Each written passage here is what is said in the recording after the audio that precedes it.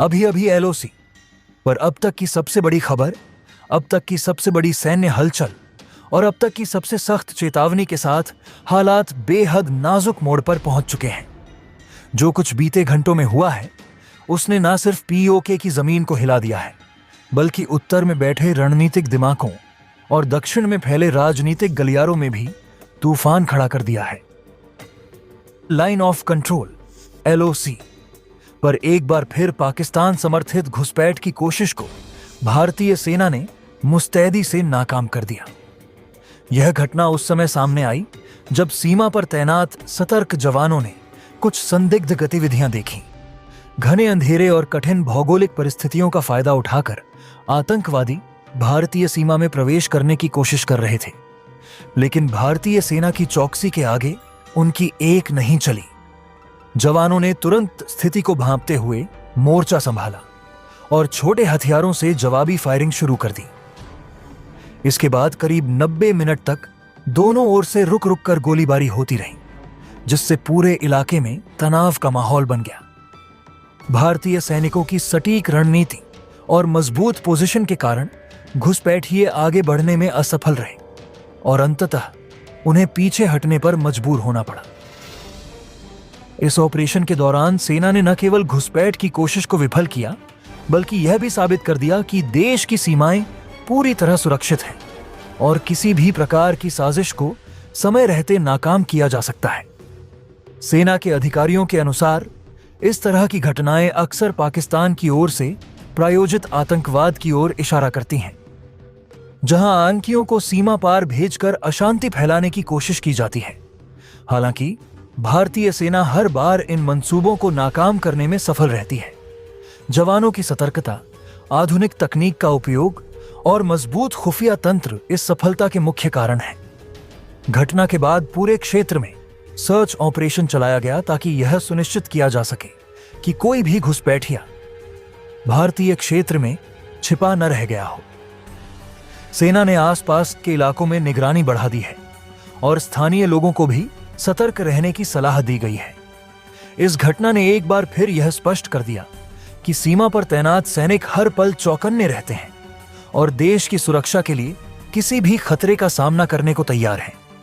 ऐसे वीर जवानों की बहादुरी और समर्पण के कारण ही देशवासी सुरक्षित महसूस करते हैं और सामान्य जीवन जी पाते हैं। इनके लिए एक लाइक जरूर करें और कमेंट बॉक्स में जय हिंद जरूर से लिखें। सीमा की रखवाली कर रहे सतर्क जवानों ने कुछ संदिग्ध आतंकवादियों को भारतीय सीमा में घुसने की कोशिश करते देखा, जिसके बाद सैनिकों ने तुरंत मोर्चा संभालते हुए छोटे हथियारों से फायरिंग शुरू कर दी। भारतीय सेना की इस कार्रवाई के बाद सीमा पार पाकिस्तान की ओर से भी जवाबी फायरिंग की गई। दोनों तरफ से यह गोलाबारी करीब 1.5 घंटे तक रुक रुक कर चलती रही। अधिकारियों ने स्पष्ट किया है कि इस पूरी घटना में भारतीय पक्ष की ओर से किसी भी तरह के जान माल के नुकसान की कोई खबर नहीं है। इलाके में हाई अलर्ट तलाशी अभियान शुरू। शनिवार सुबह होते ही सेना ने पूरे तारकुंडी और उसके आसपास के इलाकों की घेराबंदी कर एक बड़ा सर्च ऑपरेशन शुरू कर दिया है।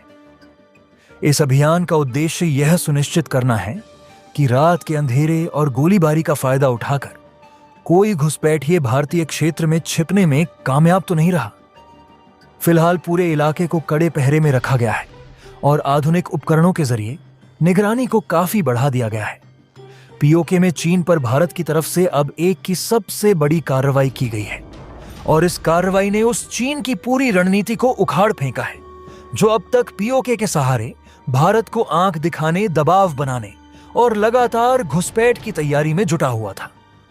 चीन की योजना साफ थी कि पीओके में अपने सैनिकों को उतारकर उन्हें धीरे धीरे फ्रंट की तरफ बढ़ाया जाए, नई पोजीशन ली जाए, कुछ इलाकों में अस्थायी ठिकाने बना करके जमीन पर अपनी पकड़ मजबूत की जाए और फिर बड़े घुसपैठ अभियान की नींव रखी जाए। लेकिन भारत ने उसकी इस पूरी योजना को एक ही झटके में न केवल पढ़ लिया है, बल्कि उसे ऐसे समय में, ऐसे अंदाज और ऐसे पैमाने पर तोड़ा है कि चीन के सैनिकों को न सिर्फ रुकना पड़ा है, बल्कि सीधे बैकफुट पर जाना पड़ रहा है। सूत्रों के मुताबिक पीओके के जिन इलाकों में चीन अब तक खुद को अपेक्षाकृत सुरक्षित मान करके सैनिकों की तैनाती कर रहा था, वहीं पर भारत ने अचानक बेहद संगठित और सटीक कार्रवाई इस वक्त कर दी है बीएसएफ सेना और टेक्निकल इंटेलिजेंस। साझा ऑपरेशन के तहत पहले उन तमाम जगहों की पहचान भारत ने कर रखी थी जहां पर चीन की मूवमेंट बीते 48 घंटों से तेजी से रिकॉर्ड की जा रही थी। लगातार चीनी सैनिकों की आवाजाही से लेकर के यहां पर भारी गोला बारूद से लेकर के आर्टिलरीज तक बरामद हुई है, जहां चीन के सैनिकों ने पिछले कुछ हफ्तों में पैठ बनाई थी। उन इलाकों का जियो रेफरेंस तैयार किया गया, सैटेलाइट से ड्रोन तक की मदद ली गई और जमीन पर तना जमाने हर बिंदु पर पुष्टि करवाई गई। इसके बाद भारत ने जिस तरीके से ऑपरेशन देर रात शुरू किया वह चीन के लिए किसी झटके से कम नहीं है। पीओके से सटे हुए उन सेक्टरों में जहां चीन अपनी घुसपैठ की मजबूत जमीन तलाश रहा था, अचानक से फुल स्केल एक्शन शुरू हुआ। जो पोस्ट चीन ने चुपचाप आगे बढ़ाकर बनाई थी, उन पर या तो सीधा दबाव बनाया गया या फिर उन्हें चारों तरफ से घेर करके अलग थलग और तबाह कर दिया गया। यह वही इलाका था जहां चीन को लग रहा था कि मौजूदा हालात में भारत शायद सिर्फ निगरानी और कूटनीतिक विरोध तक सीमित रहेगा, लेकिन बीएसएफ की फॉरवर्ड यूनिट ने जो किया है उसने इस भ्रम को पूरी तरीके से तोड़ दिया है। पीओके से सटे संवेदनशील क्षेत्रों में जहां चीन की सैनिक टुकड़ियां धीरे धीरे आगे बढ़ रही थीं, वहीं पर भारत ने अचानक बहुस्तरीय तरीके से जाल बिछा दिया। एक तरफ से घेराबंदी, दूसरी तरफ से प्रेशर मूवमेंट और बीच में कई छोटे मगर निर्णायक एक्शन। नतीजा यह हुआ कि जिन इलाकों में चीनी सैनिकों ने गहराई तक पैठ बनाने की कोशिश की थी, उन्हीं इलाकों में उन्हें घेर जाने का एहसास होने लगा। बीएसएफ ने कई स्थानों पर उन्हें एक तरफ से इस तरह से दबोचा कि उनके सामने या तो पीछे हटने का विकल्प बचा या फिर चारों ओर से होती घेराबंदी का सामना करना पड़ा। इसके बाद भारत ने जिस सुनियोजित और निर्णायक तरीके से देर रात ऑपरेशन की शुरुआत की, वह चीन के लिए किसी बड़े सामरिक झटके से कम नहीं था। लंबे समय से पीओके से सटे संवेदनशील सेक्टरों में चीन जिस प्रकार अपनी पकड़ मजबूत करने और धीरे धीरे प्रभाव बढ़ाने की रणनीति पर काम कर रहा था, उसे अचानक और अप्रत्याशित तरीके से झटका लगा। जिन इलाकों को चीन ने अपेक्षाकृत शांत, कम सक्रिय और रणनीतिक रूप से अनुकूल मानते हुए वहां अपनी उपस्थिति को चुपचाप गहराई तक बढ़ाया था, वहीं भारत ने एक सटीक समय पर बहुस्तरीय सैन्य प्रतिक्रिया देकर पूरे समीकरण को बदल दिया। यह केवल एक साधारण जवाबी कार्रवाई नहीं थी, बल्कि एक सुविचारित, बहुआयामी और मनोवैज्ञानिक दबाव बनाने वाली रणनीति का हिस्सा थी, जिसने न केवल जमीन पर बल्कि रणनीतिक स्तर पर भी चीन को असहज स्थिति में ला खड़ा किया। दरअसल चीन को यह विश्वास हो चला था कि मौजूदा भू राजनीतिक परिस्थितियों और क्षेत्रीय तनावों के बीच भारत अपनी प्रतिक्रिया को सीमित रखेगा, जैसे कि निगरानी बढ़ाना, कूटनीतिक स्तर पर विरोध दर्ज कराना या फिर सीमित सैन्य तैनाती के जरिए संतुलन बनाए रखना। इसी अनुमान के आधार पर चीन ने पीओके के आसपास के इलाकों में अपनी छोटी छोटी पोस्ट स्थापित करनी शुरू कर दी थी, जो देखने में मामूली लगती थी लेकिन दीर्घकालिक दृष्टिकोण से अत्यंत महत्वपूर्ण थी। इन पोस्टों के माध्यम से चीन न केवल अपनी भौगोलिक उपस्थिति को मजबूत करना चाहता था, बल्कि भविष्य में किसी भी संभावित रणनीतिक बढ़त के लिए आधार तैयार कर रहा था। लेकिन भारत ने इस पूरी रणनीति को भांपते हुए समय रहते ऐसी प्रतिक्रिया दी जिसने चीन के इन सभी आकलनों को पूरी तरह से ध्वस्त कर दिया। बीएसएफ की फॉरवर्ड यूनिट्स ने जिस दक्षता, गति और समन्वय के साथ कार्रवाई को अंजाम दिया, वह इस ऑपरेशन की सबसे बड़ी विशेषता रही। रात के अंधेरे में शुरू किए गए इस अभियान में भारत ने एक साथ कई स्तरों पर दबाव बनाया। एक ओर जहां सीमावर्ती क्षेत्रों में घेराबंदी की रणनीति अपनाई गई, वहीं दूसरी ओर तेज और सटीक मूवमेंट के जरिए दुश्मन की आपूर्ति और संचार लाइनों को बाधित किया गया। इसके साथ ही बीच बीच में छोटे लेकिन अत्यंत प्रभावी एक्शन लिए गए, जिनका उद्देश्य केवल तत्काल नुकसान पहुंचाना नहीं बल्कि दुश्मन के मनोबल को तोड़ना और उसे भ्रमित करना था। इस तरह की रणनीति ने चीन की उस योजना को पूरी तरह से उलझा दिया जिसमें वह धीरे धीरे आगे बढ़कर स्थिति को अपने पक्ष में करने की कोशिश कर रहा था। जिन इलाकों में चीन ने अपेक्षाकृत गहराई तक पैठ बनाने की कोशिश की थी, वहीं पर उसे सबसे अधिक दबाव का सामना करना पड़ा। भारत ने इन क्षेत्रों में इस तरह से जाल बिछाया कि चीनी सैनिकों को यह समझने में ही समय लग गया कि वे धीरे धीरे एक घेराबंदी के भीतर आ चुके हैं। कई स्थानों पर उन्हें एकतरफा दबाव में लाकर इस स्थिति में डाल दिया गया कि उनके पास या तो पीछे हटने का विकल्प बचा या फिर चारों ओर से होती कार्रवाई का सामना करना पड़ा। यह केवल भौतिक घेराबंदी नहीं थी, बल्कि एक रणनीतिक और मनोवैज्ञानिक घेरा भी था, जिसने चीन की अग्रिम टुकड़ियों को असमंजस में डाल दिया। इस ऑपरेशन का एक और महत्वपूर्ण पहलू इसकी गोपनीयता और समय निर्धारण था। भारत ने पूरी कार्रवाई को इस तरह से अंजाम दिया कि चीन को इसकी भनक तक नहीं लग सकी। जब तक उसे स्थिति की गंभीरता का एहसास हुआ, तब तक बहुत देर हो चुकी थी। इस तरह के ऑपरेशन यह दर्शाते हैं कि भारत अब केवल रक्षात्मक रणनीति तक सीमित नहीं है, बल्कि आवश्यकता पड़ने पर आक्रामक और निर्णायक कदम उठाने में भी सक्षम है। इससे न केवल सीमा पर तैनात सैनिकों का मनोबल बढ़ता है, बल्कि अंतर्राष्ट्रीय स्तर पर भी यह संदेश जाता है कि भारत अपनी संप्रभुता और रणनीतिक हितों की रक्षा के लिए किसी भी हद तक जा सकता है। चीन के लिए यह स्थिति इसीलिए भी चुनौतीपूर्ण हो गई क्योंकि उसकी रणनीति धीरे धीरे विस्तार करने और बिना बड़े टकराव के अपनी स्थिति मजबूत करने पर आधारित थी। लेकिन भारत की इस त्वरित और बहुस्तरीय प्रतिक्रिया ने उसे सीधे टकराव की स्थिति में ला खड़ा किया, जिसके लिए वह उस समय पूरी तरह से तैयार नहीं था। इसके परिणाम स्वरूप उसकी कई अग्रिम पोस्ट या तो दबाव में आ गईं या फिर उन्हें खाली करना पड़ा। इस पूरे घटनाक्रम ने चीन को यह सोचने पर मजबूर कर दिया कि भविष्य में इस तरह की रणनीतियों को अपनाना कितना जोखिम भरा हो सकता है। इसके अलावा इस ऑपरेशन ने यह भी स्पष्ट कर दिया कि भारत की खुफिया क्षमताएं और जमीनी स्तर पर उसकी पकड़ काफी मजबूत है। जिस सटीकता के साथ चीन की गतिविधियों की जानकारी जुटाई गई और फिर उसके आधार पर कार्रवाई की गई, वह इस बात का प्रमाण है कि भारत अब केवल प्रतिक्रिया देने वाला देश नहीं रह गया है, बल्कि वह पहले से ही संभावित खतरों का आकलन करके उनके खिलाफ सक्रिय रणनीति तैयार करता है। यह बदलाव भारत की सैन्य सोच में एक महत्वपूर्ण परिवर्तन को दर्शाता है। अंततः यह पूरा घटनाक्रम केवल एक सीमित सैन्य कार्रवाई नहीं था, बल्कि एक व्यापक रणनीतिक संदेश भी था। यह संदेश स्पष्ट रूप से यह दर्शाता है कि भारत अपनी सीमाओं की सुरक्षा को लेकर पूरी तरह सजग है और किसी भी प्रकार की घुसपैठ या रणनीतिक दबाव को बर्दाश्त नहीं करेगा।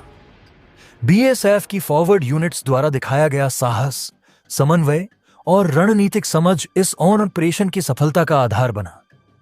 इसने न केवल चीन के उस भ्रम को तोड़ा कि भारत केवल रक्षात्मक रुख अपनाएगा, बल्कि यह भी साबित कर दिया कि भारत अब हर स्तर पर जवाब देने के लिए तैयार है, चाहे वह कूटनीतिक हो, सामरिक हो या फिर प्रत्यक्ष सैन्य कार्रवाई के रूप में। इस प्रकार पीओके से सटे इन संवेदनशील क्षेत्रों में भारत की यह कार्रवाई एक निर्णायक मोड़ साबित हुई, जिसने न केवल तत्काल स्थिति को नियंत्रित किया, बल्कि भविष्य के लिए भी एक स्पष्ट दिशा निर्धारित की। यह घटना आने वाले समय में क्षेत्रीय शक्ति संतुलन और रणनीतिक समीकरणों को प्रभावित करने की क्षमता रखती है और यह संकेत देती है कि भारत अब किसी भी चुनौती का सामना करने के लिए पहले से कहीं अधिक तैयार और सक्षम है। रिपोर्ट यह भी है कि इस ऑपरेशन के दौरान कुछ चीन टुकड़ियों को अपने स्थायी ठिकाने वैसे ही छोड़कर भागने पड़े, क्योंकि भारत की नई पोजीशन उनके लिए सीधा खतरा बन चुकी है। पीओके के वही हिस्से जिन्हें चीन पिछले कुछ समय से घुसपैठ की लॉन्चिंग पैड की तरह इस्तेमाल कर रहा था, अब भारत की निगरानी और दबदबे में आते दिख रहे हैं। जमीन पर मौजूद जवानों ने जिस रास्ते का नक्शा तैयार किया, जिन पगडंडियों को चिन्हित किया था और जिन संभावित ठिकानों पर नजर रखी थी, उन सबका इस्तेमाल इस बड़े एक्शन में बेहद सटीक तरीके से किया गया बताया जा रहा है कि कुछ सेक्टर में भारत ने नए फॉरवर्ड ऑब्जर्वेशन पॉइंट बनाए, जिनसे न सिर्फ पीओके के अंदर की गतिविधियों पर बेहतर नजर रखी जा सकती है, बल्कि किसी भी नई मूवमेंट पर तुरंत प्रतिक्रिया देना भी आसान हो गया।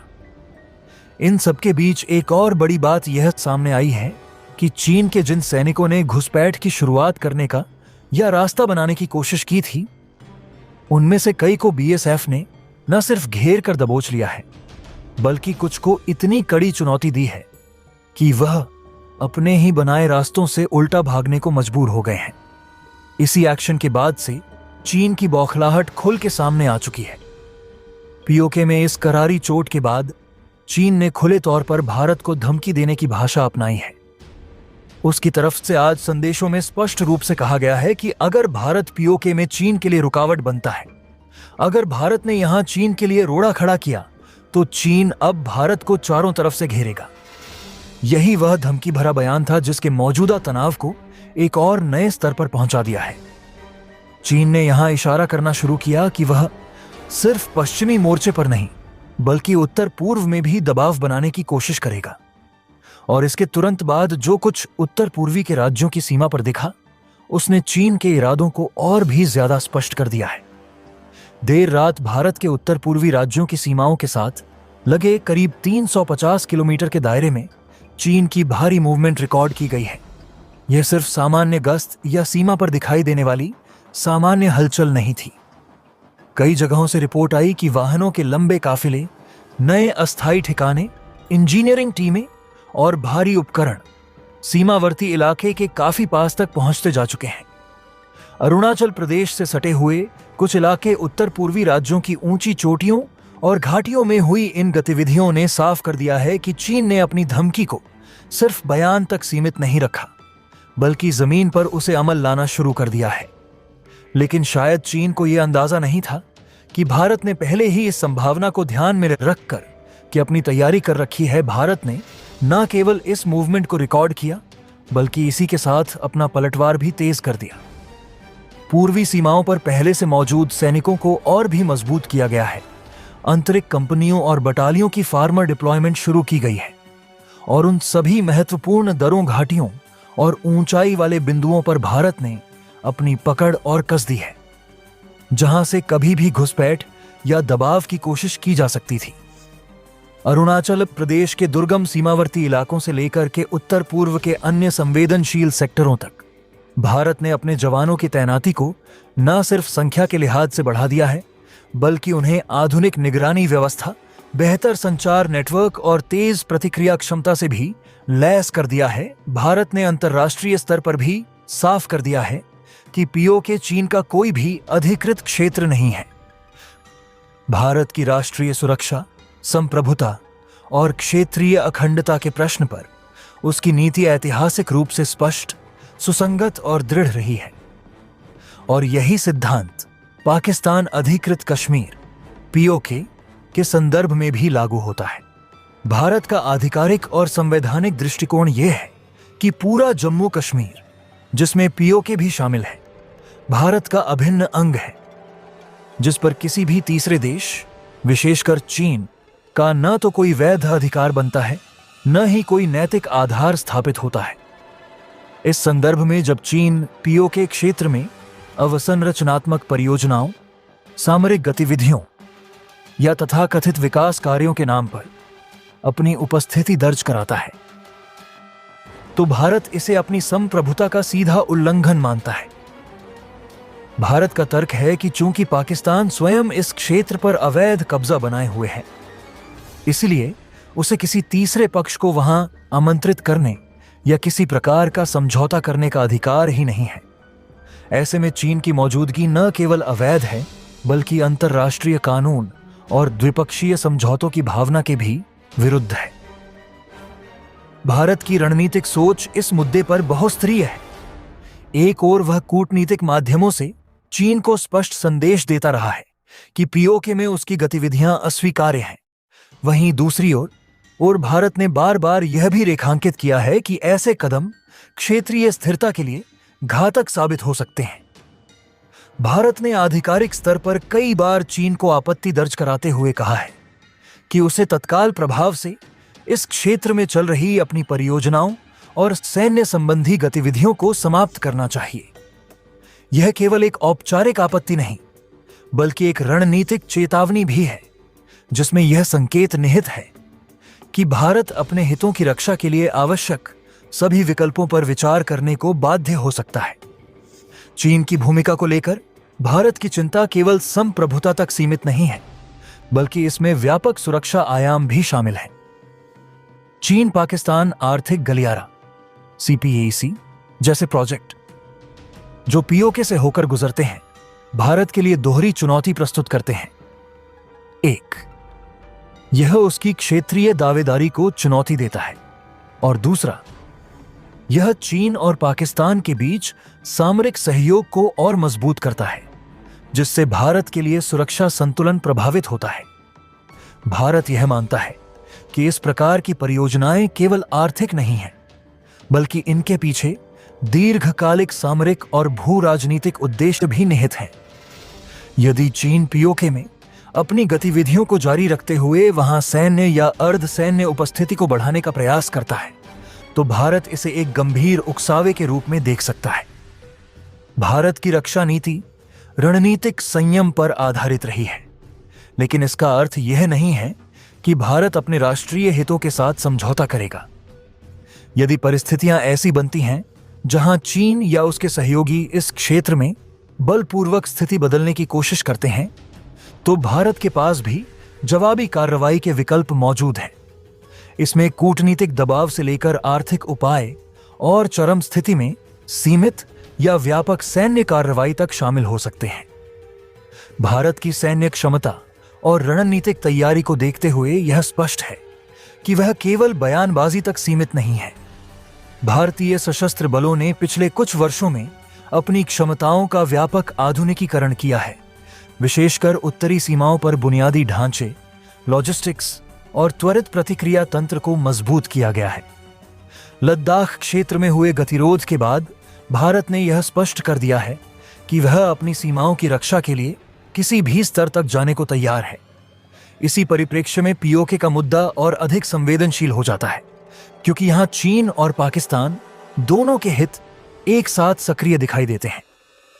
भारत की चेतावनी का एक महत्वपूर्ण पहलू यह भी है कि वह अंतर्राष्ट्रीय समुदाय को इस मुद्दे के प्रति जागरूक करता रहा है। भारत यह बताने का प्रयास करता है कि पीओके में चीन की गतिविधियां केवल द्विपक्षीय विवाद का विषय नहीं है, बल्कि यह व्यापक क्षेत्रीय स्थिरता और वैश्विक नियम आधारित व्यवस्था के लिए भी चुनौती है। यदि किसी देश को विवादित क्षेत्र में बिना वैध अधिकार के हस्तक्षेप करने की अनुमति दी जाती है, तो यह एक खतरनाक मिसाल बन सकती है, जो भविष्य में अन्य क्षेत्रों में भी अस्थिरता को जन्म दे सकती है। इसके साथ ही भारत अपनी आंतरिक नीतियों के माध्यम से भी यह संदेश देता है कि जम्मू कश्मीर, जिसमें पीओके भी शामिल है, उसके लिए केवल एक भौगोलिक क्षेत्र नहीं, बल्कि राष्ट्रीय पहचान और संवैधानिक व्यवस्था का अभिन्न हिस्सा है। अनुच्छेद 370 और 35A को हटाने के बाद भारत ने जिस प्रकार से इस क्षेत्र में प्रशासनिक और विकासात्मक बदलाव किए हैं, उससे यह संकेत मिलता है कि वह पूरे क्षेत्र पर अपने दावे को लेकर गंभीर और प्रतिबद्ध है। चीन के लिए भी यह स्थिति सरल नहीं है। एक ओर वह पाकिस्तान के साथ अपने रणनीतिक संबंधों को मजबूत करना चाहता है, वहीं दूसरी ओर उसे भारत जैसे बड़े और प्रभावशाली देश के साथ अपने संबंधों को भी संतुलित रखना पड़ता है। यदि चीन पीओके में अपनी गतिविधियों को आक्रामक रूप से बढ़ाता है, तो इससे भारत चीन संबंधों में और अधिक तनाव उत्पन्न हो सकता है, जिसका प्रभाव व्यापार, कूटनीति और क्षेत्रीय सहयोग के अन्य क्षेत्रों पर भी पड़ सकता है। इस चेतावनी का मतलब केवल कूटनीतिक शब्दों तक सीमित नहीं है, बल्कि इससे जमीन पर हुए उन एक्शन को भी जोड़ करके देखा जा रहा है, जिनमें चीनी फाइटर जेट से लेकर के उसके कुछ टैंकों को और जमीनी संसाधनों को धूल चटाने की भारत की क्षमता पहले ही साबित हो चुकी है। पीओके के ऊपर उड़ रहे चीनी फाइटर जेट को जिस तरीके से नीचे गिराया गया, उसके बाद चीन के हवाई दबदबे के दावे को सीधा चुनौती दी जा चुकी है। उस घटना के बाद से ही चीन की सैन्य और राजनीतिक नेतृत्व के बीच बेचैनी बढ़ी हुई है। लेकिन अब जब जमीन पर भी चीन के टैंक को बख्तरबंद वाहनों और कुछ लॉजिस्टिक संसाधनों को भारत की कार्रवाई के चलते पीछे हटना पड़ा, यहां तक कि कुछ जगहों पर वे बेअसर हो गए।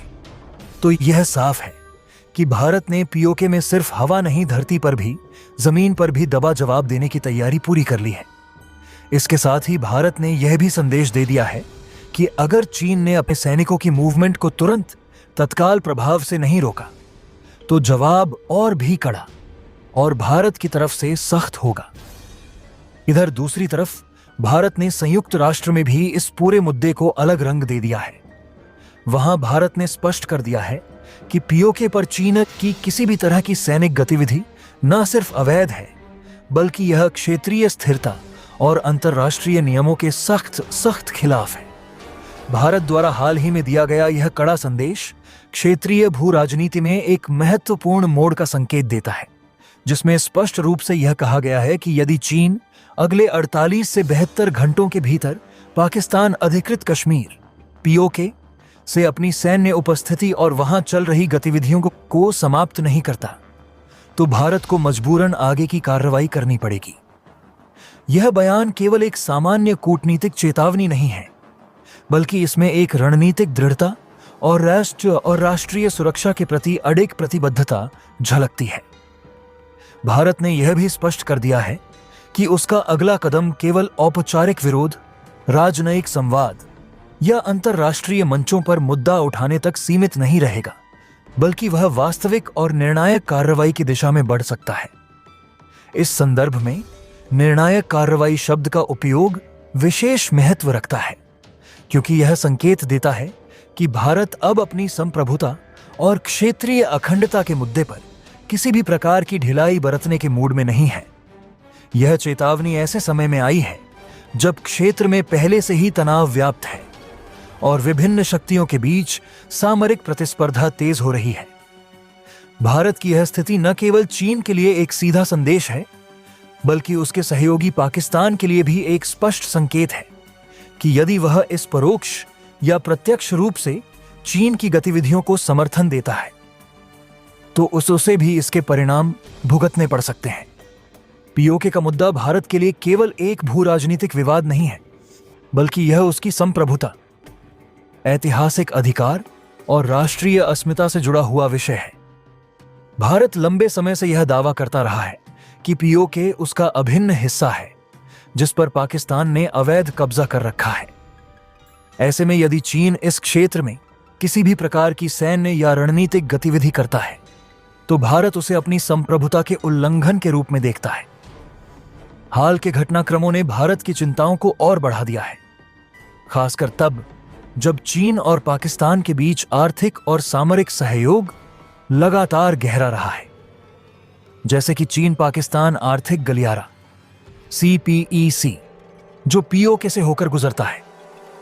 भारत पहले भी इस परियोजना का विरोध करता रहा है, यह कहते हुए कि यह उसकी क्षेत्रीय अखंडता का उल्लंघन है।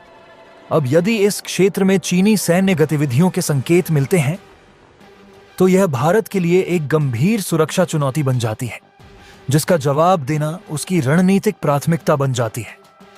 भारत की इस चेतावनी का एक और महत्वपूर्ण पहलू यह है कि उसने केवल चीन को ही नहीं, बल्कि उसके तथाकथित पनाहगारों को भी निशाने पर लिया है।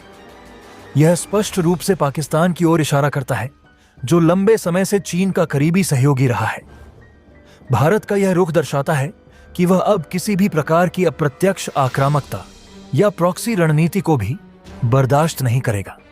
यदि पाकिस्तान चीन की गतिविधियों को समर्थन देता है या उन्हें अपने क्षेत्र से संचालित होने देता है, तो भारत उसे भी समान रूप से जिम्मेदार ठहराएगा। यह एक महत्वपूर्ण रणनीतिक बदलाव है, क्योंकि इससे पहले भारत अक्सर इन दोनों देशों के साथ अपने संबंधों को अलग अलग दृष्टिकोण से देखता था, लेकिन अब वह उन्हें एक साझा सुरक्षा चुनौती के रूप में देख रहा है। इस दृष्टिकोण के पीछे यह समझ भी है कि चीन और पाकिस्तान के बीच बढ़ती साझेदारी भारत के लिए दीर्घकालिक खतरा बन सकती है, जिसे समय रहते नियंत्रित करना आवश्यक है। इस पूरे घटनाक्रम का अंतर्राष्ट्रीय परिप्रेक्ष्य भी अत्यंत महत्वपूर्ण है। वैश्विक स्तर पर शक्ति संतुलन में हो रहे बदलाव, इंडो पैसिफिक क्षेत्र में बढ़ती प्रतिस्पर्धा और अमेरिका, रूस तथा अन्य प्रमुख शक्तियों की भूमिका इस स्थिति को और जटिल बनाती है। भारत की यह चेतावनी न केवल एक द्विपक्षीय या त्रिपक्षीय मुद्दा है, बल्कि यह व्यापक अंतर्राष्ट्रीय रणनीतिक समीकरणों से भी जुड़ी हुई है। भारत एक जिम्मेदार वैश्विक शक्ति के रूप में अपनी छवि बनाए रखना चाहता है, लेकिन साथ ही वह यह भी स्पष्ट करना चाहता है कि उसकी सुरक्षा और संप्रभुता से समझौता नहीं किया जा सकता। ऐसे में यदि स्थिति और बिगड़ती है तो इसका प्रभाव केवल दक्षिण एशिया तक सीमित नहीं रहेगा, बल्कि इसका असर वैश्विक राजनीति और अर्थव्यवस्था पर भी पड़ सकता है। भारत की सैन्य और रणनीतिक क्षमताओं में हाल के वर्षों में उल्लेखनीय वृद्धि हुई है, जिसने उसे इस प्रकार के सख्त रुख अपनाने का आत्मविश्वास दिया है। आधुनिक हथियार प्रणालियों का अधिग्रहण, सीमा पर बुनियादी ढांचे का विकास और सशस्त्र बलों की तैयारियों में सुधार ने भारत को अधिक सक्षम बनाया है कि वह किसी भी संभावित खतरे का प्रभावी ढंग से सामना कर सके।